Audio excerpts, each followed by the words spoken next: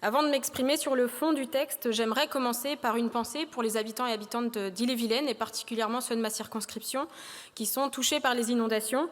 Je salue l'ensemble des équipes de secours, les municipalités, les pompiers et les citoyens qui œuvrent depuis des jours pour venir en aide à leurs voisins.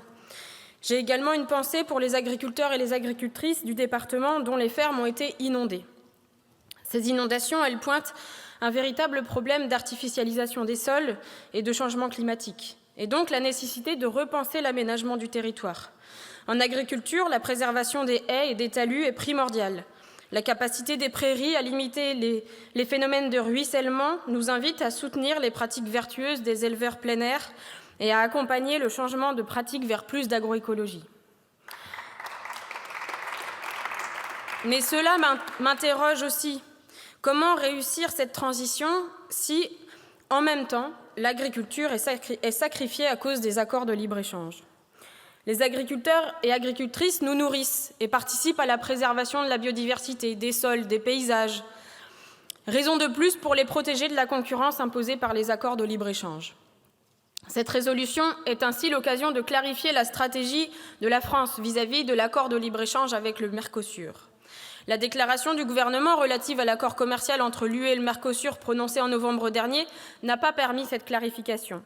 Le gouvernement Barnier a déclaré s'opposer à l'accord en l'état, c'est-à-dire dans sa version actuelle.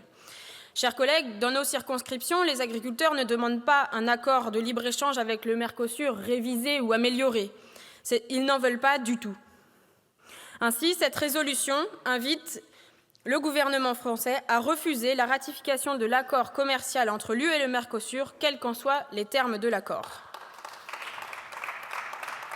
Nous ne sommes pas opposés aux échanges commerciaux, comme vous avez essayé de le faire croire dans le débat précédent. Mais nous sommes opposés à l'utilisation d'accords de libre-échange permettant d'échanger notre alimentation, bien de première nécessité, contre des voitures. Nous estimons que ce n'est pas acceptable. Les accords de libre-échange déstabilisent la production agricole française et européenne. La fin de l'exception agricole dans les échanges internationaux a exposé les agriculteurs à une concurrence de produits importés moins-disants, autant concernant les normes environnementales, la rémunération des travailleurs ou le bien-être animal. S'agissant des pays du Mercosur, les normes qui y sont appliquées sont loin d'être égales aux normes européennes. Il est souvent fait mention des clauses ou des mesures miroirs qui garantissent le respect des normes européennes des produits importés.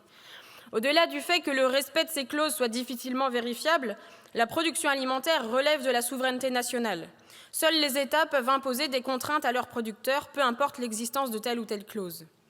Concernant le Brésil, près d'un tiers des produits phytosanitaires qui y sont utilisés sont interdits dans l'Union européenne.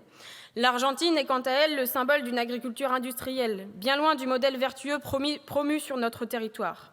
En fait, cet accord serait néfaste pour notre agriculture, mais également néfaste à l'égard des paysans en Argentine, qui connaissent déjà depuis des années un phénomène de concentration économique et d'érosion de l'agriculture paysanne au profit des grandes cultures.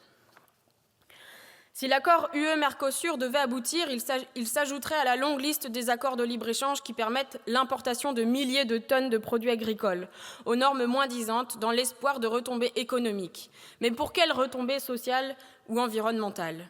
Car en effet, négocié depuis 25 ans, cet accord ne répond pas du tout aux enjeux actuels. Lutte contre le réchauffement climatique, soutien à l'installation en agriculture, relocalisation de la production, maintien de l'élevage herbager. Sous couvert de compétitivité et de mondialisation, les dirigeants successifs des 25 dernières années ont laissé les agriculteurs dans les mains d'un marché vorace. Envisager cet accord, c'est s'éloigner toujours plus de l'objectif de souveraineté alimentaire tel que défini par la Via Campesina. Le modèle de société que nous voulons est une agriculture à taille humaine qui valorise les territoires ruraux.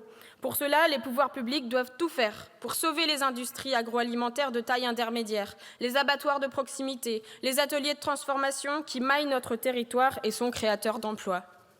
Chers collègues, par cette résolution, vous avez l'occasion de vous prononcer clairement et sans ambiguïté pour ou contre un accord de libre-échange entre l'UE et le Mercosur. Pour 77 contre 0, l'Assemblée nationale a adopté. Prochaine séance, lundi 3 février à 16 h